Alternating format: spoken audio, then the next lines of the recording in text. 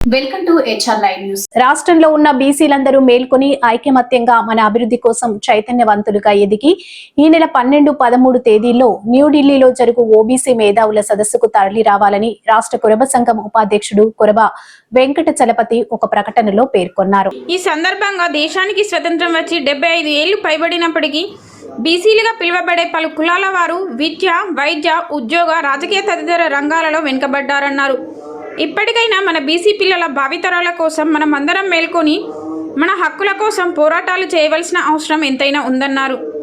దక్షిణ భారతదేశ ఓబీసీ సంక్షేమ సంఘం, రాష్ట్ర బీసీ సంక్షేమ సంఘం సంయుక్తంగా మార్చి 12, 13 తేదీలలో న్యూఢిల్లీలో ఓబీసీ డిమాండ్స్పై బీసీ మేధావుల సదస్సు ఏర్పాటు చేయడం జరిగిందని, ఈ సదస్సులో బీసీల సంక్షేమం, అభివృద్ధి తదితర అంశాలపై చర్చించడం జరుగుతుందన్నారు. పార్లమెంట్లో బీసీ బిల్లు ప్రవేశపెట్టాలి. బీసీలకు రాజకీయ రంగంలో 50% రిజర్వేషన్ కల్పించాలి. పార్లమెంట్లో మహిళా బిల్లు ప్రవేశపెట్టాలి. బీసీ మహిళా సబ్ కోటా కల్పించాలి. జనగణనలో బీసీ కులగణన జరపాలి. కేంద్రంలో ఓబీసీలకు ప్రత్యేక మంత్రిత్వ శాఖ కేటాయించాలి. బీసీ ఉద్యోగులకు ప్రమోషన్లో రిజర్వేషన్ కల్పించాలి. తదితర డిమాండ్లపై చర్చించి భారత ప్రధానమంత్రి నరేంద్ర మోడీ సంబంధిత కేంద్ర మంత్రుల దృష్టికి తీసుకెళ్లడం జరుగుతుందన్నారు. ఎంతో ముఖ్యమైన బీసీ మేధస్సుల సదస్సుకు ఆయా బీసీ సంఘాల నాయకులు విరివిగా తరలి రావాలని ఆయన కోరారు. బీసీలు జరుగుతున్నటువంటి అన్యాయాన్ని గుర్తించి బీసీలకు 50% రిజర్వేషన్ కావాలి అనే ఉద్దేశంతో, అదేవిధంగా బీసీ మేధావులందరినీ కూడా గుర్తించి ఎమ్మెల్యే టికెట్లు కానీ, జెడ్పీటీసీ టికెట్లు కానీ, తర్వాత వచ్చేసి కౌన్సిలర్ టికెట్లు కానీ ప్రతి దాంట్లో కూడా బీసీకి ప్రభుత్వం, రాష్ట్ర ప్రభుత్వం కానీ కేంద్ర ప్రభుత్వం కానీ గుర్తించి వాళ్ళందరినీ కూడా ఇంకా సీట్లు పెంచాలనే ఉద్దేశంతో ఇప్పుడు అలో బీసీ చలో ఢిల్లీ కార్యక్రమాన్ని ఈరోజు హిందూపురంలో రాష్ట్ర అధ్యక్షులు దెబ్బల శ్రీనివాస అన్న గారు మరియు మన నాయకుడు బీసీ నాయకుడు చలపతి అన్న గారి ఆధ్వర్యంలో ఈరోజు మన ప్రెస్ మీట్ నిర్వహించడం జరిగింది. ఈ ప్రెస్ మీట్లో ప్రతి ఒక్క బీసీ నాయకులు అందరూ కలుస్తున్నారు.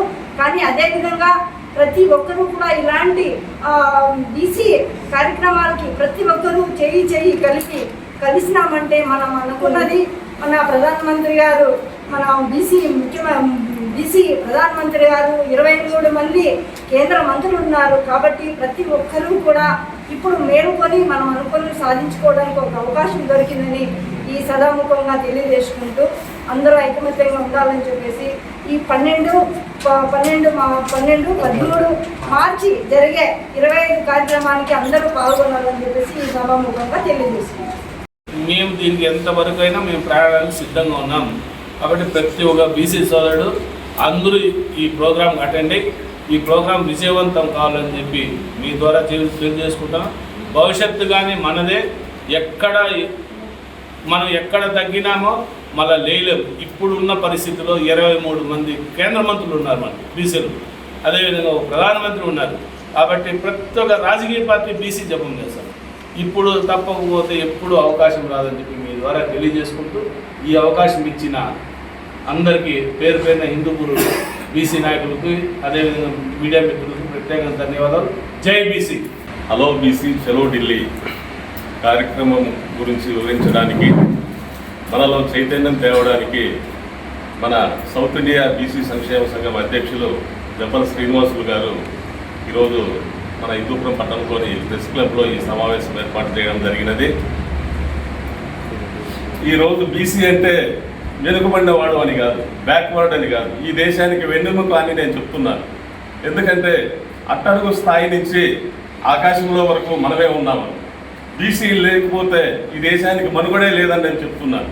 అటువంటి బీసీలను రాజకీయ పార్టీలు తమ ఓటు బ్యాంకుగా మనకు కళ్ళబొల్లి కబర్లు చెప్పి మనల్ని మోసం చేస్తున్నాయే కానీ రాజ్యాధికారంలో మనకంటూ ఒక సమానమైన భాగం లేదు. ఈరోజు రాజ్యాధికారంలో లేదు, అలాగే నామినేటెడ్ పదవుల్లో లేదు, కాంట్రాక్టులో కూడా లేదు.